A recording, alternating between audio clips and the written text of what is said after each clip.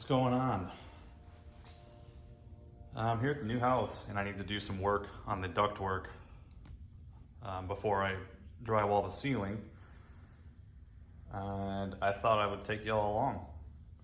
So I had this piece of duct here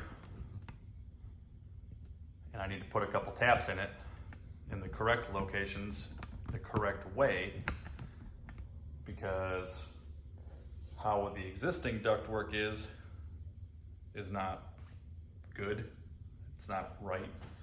And I don't like it, and it's gonna be a pain to do a drywall ceiling that butts up to the side of the ductwork here. So, the old ductwork has a 90 coming off this way, and then up, and then down the joist bay, and I don't like that. What they should have done is do what I did and extend the trunk line and then tap straight out. So that's what I'm doing here.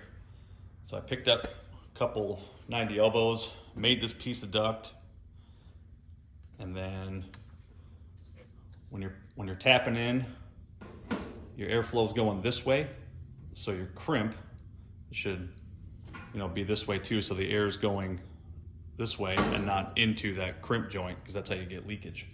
So this is how it's got to be inside that hole there. And you'll notice I have a line marked around here at a 1/2 inch. And what that is for, as you can probably see by the other piece, is I'm going to take my snips and just cut about every 1/2 inch up to that line, all the way around.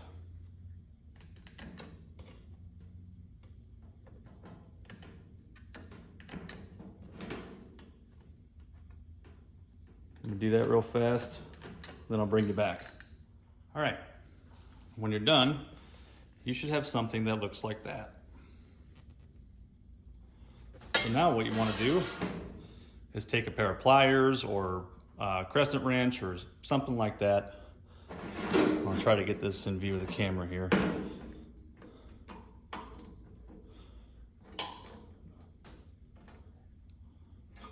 Every other one bend up at a 90.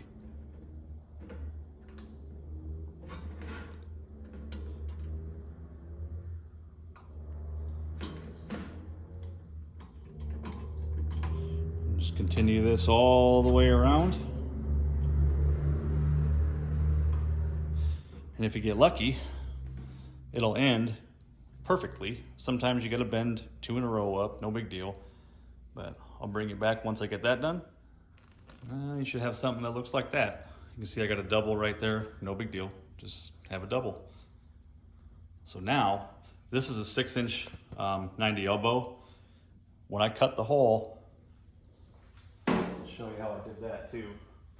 You just get a pair of these dividers and then set them to, I wanted like 6 1/16 or 6 1/8 just to make sure it was big enough for that to go into.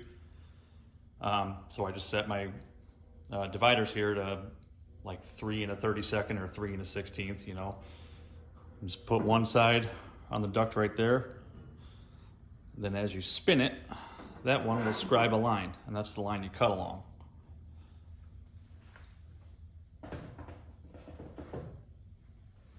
So now that you have this guy, let me turn the gores here so that they line up to make your degree of elbow that you want. In my case, I need a 90. So I'll do that real fast. There we go.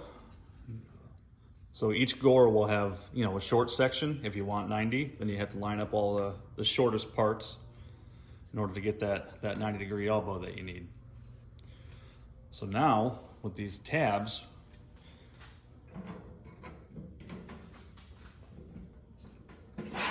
just work it into that hole right there.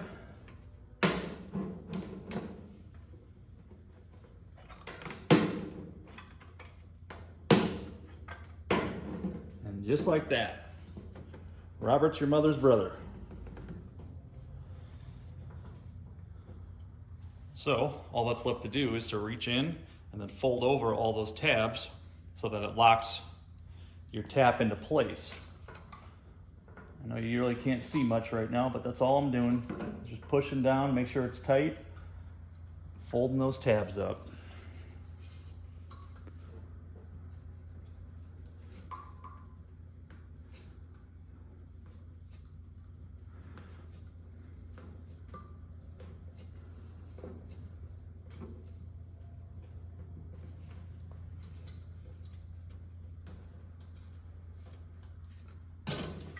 Make sure you get it turned the way you want it here.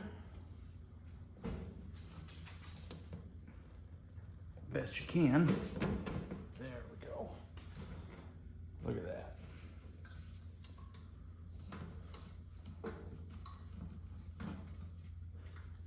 And there you have it.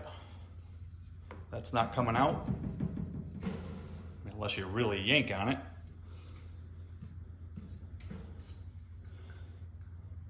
So now it's ready to be installed.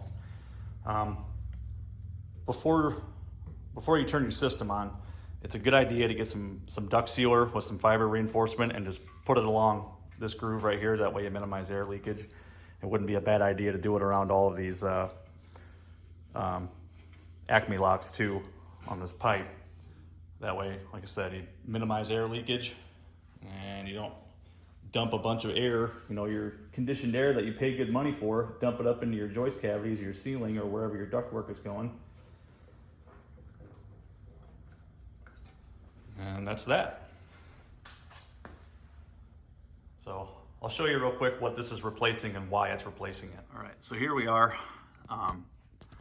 Again, what they should have done is taken that main trunk line and extended it over enough to where they could get a tap out the top to fit in that joist bay. Well, for some reason, they stopped it there. They put like a 60-degree elbow here, then another 90 up, then another 90 down the joist bay, and that's not gonna be the most efficient way to do it. And also, I'm gonna have drywall buttoned up against the side of the duct here. I'm not cutting around all this and having that exposed. I think it looks like shit, personally. So you see my line I got scribed here. I'm gonna cut this duct and that piece that I showed you how to put a tap into. I'm gonna turn the drives on here and then get that all hooked up. And that way everything will line up real nice in the joist cavities and it'll be a lot better looking and a lot more efficient. I also need to put a tap in that joist bay going over there, because this is going to be my reloading room and I want a little bit of airflow in here too. Just 6-inch duct, 100 CFM at the most. That's all this room's going to take. But I don't think I'm going to get this done today. So I'll probably post this video today, and then when after I finish it, I'll give you an update on what it looks like and how it should have looked in the first place. If you guys run into this where you need to add a tap, you can see they didn't seal that one either. Do not ever put a tap in your end cap of your ductwork. You will lose all of your pressure and all your air will go out the end of the, out that end cap, and whatever room that's going to is going to get the majority of your airflow. So that room's going to be hot in the wintertime and cold in the summertime, and all the other rooms are going to be the opposite. So don't ever put a tap in an end cap here. That should be it for today. Thanks for watching. Hope this helps somebody.